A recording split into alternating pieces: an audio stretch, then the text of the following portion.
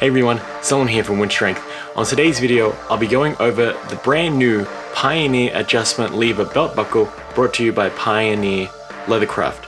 What it is it's a brand new belt buckle system that you can put onto an old lever belt system that gives you an extra 1 to 2 inches of adjustment.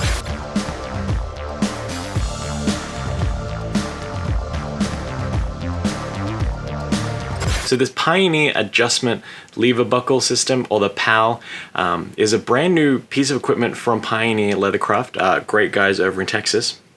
They make some awesome belts. Actually, we'll be doing a video reviewing their Pioneer Cut, which is another piece of revolutionary equipment. But on today's video, we'll be going over some first impressions as well as how to install the new PAL buckle system. So the equipment you'll need is, at the bare minimum, Phillips head screwdriver, a drill bit, and 3-in-1 oil. First step will be to remove your existing belt buckle, which will simply be unscrewing those screws with a Phillips head screwdriver. I'm pretty sure you've done that a couple of times if you've ever had to adjust the belt. Here's the Pioneer belt on the top, and then my Texas Longhorn Belt buckle on the bottom. You can see the Pioneer is slightly larger than the Texas belt buckle, but only ever so slightly. It does look quite nice. The finish is great. Nothing to complain about there. One note, I like to keep my plate attached to the old belt buckle just so I don't lose it. And here you just want to make sure that the PAL is in the right hole before you start screwing in there. Just a little test run. It's nice that you have a little indent there from the previous belt buckle, so you know exactly where to put that new plate and screws. I like to start off with just finger tightening the screws so you don't strip any threading on either of the screws. That way, when you put too much tension with the screwdriver, I just don't like doing that.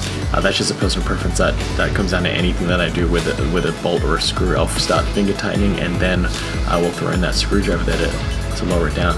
And again, you don't need to tighten this down too much. Again, just get it hand tight. I know you guys are monsters out there, so you don't want to strip the threading of the screw. And here we just test run fitting that PAL teeth plate so it is in the right orientation and you don't end up putting that on backwards. The plate there, as you can see, it hooks in and you can have that 2 inches of adjustment. Again, next step is to remove that back plate. You have those 4 holes, and that's going to fit into the 4 holes that your old lever belt buckle would plug into. Here you have a close-up shot of the PAL. It is quite of a nice finish. There was one detrimental thing here. You can see that the machining on one of the pins wasn't perfect, and I mean that's not really going to matter too much because that's going to sit inside of that leather belt, and that's only part of that buckle coming in there. This is where I ran into problems with installation. Those 4 PAL holes didn't fit into my old Titan Longhorn system, as you can see there, so it's a bit of a tight squeeze. I had to end up drilling some of that leather out of there in order to get that to fit. So you may or may not need that drill depending on how your old belt works. If that holes are big enough, then it slides right in. That's perfect. Here I just use a clamp in order to get a bit more leverage to get that final screw in there, and I was using some 3-in-1 oil just to grease those the leather belt to slide those 4 posts into the belt. And here we are finally with that PAL system installed and working nicely. Definitely took a lot longer than I expected. I thought this would be a 5-minute job, but in the end it took around 30 minutes all up. So there you have it. We have successfully installed the Pioneer Adjustment Lever Belt Buckle System onto an old Titan Longhorn Belt. A little bit more trouble than I thought it would be. We did have to drill through some little holes that exist already in the belt. So to get the wave plate attached to the belt, which does use the regular 4 holes that the regular belt buckle attaches to.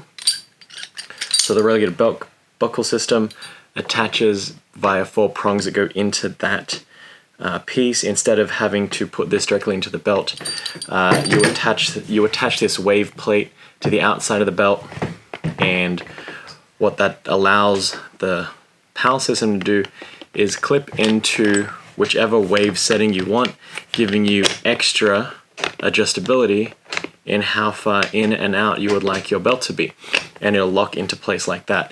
It does add a little bit of extra weight to the belt, so the weight's obviously overall a lot heavier now, but it does give you that extra versatility, so you're not having to worry about adjusting your lever belt buckle the old-fashioned way of screwing in and out of the holes whenever you put on or lose some weight. So first impressions, the finish is quite nice. There was that one little piece of the buckle of the wave plate that was a little misaligned there coming out of the machine.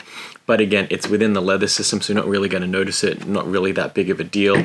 The actual exterior finish of the PALs is very smooth and slick, very well worth it, I think. For a cost of $75, I think this is going to be really nice addition to your lever style belt if you didn't want to spend extra money in getting another type of belt. I think it's a great retrofit accessory to add to your belt, especially with Black Friday, Christmas coming up.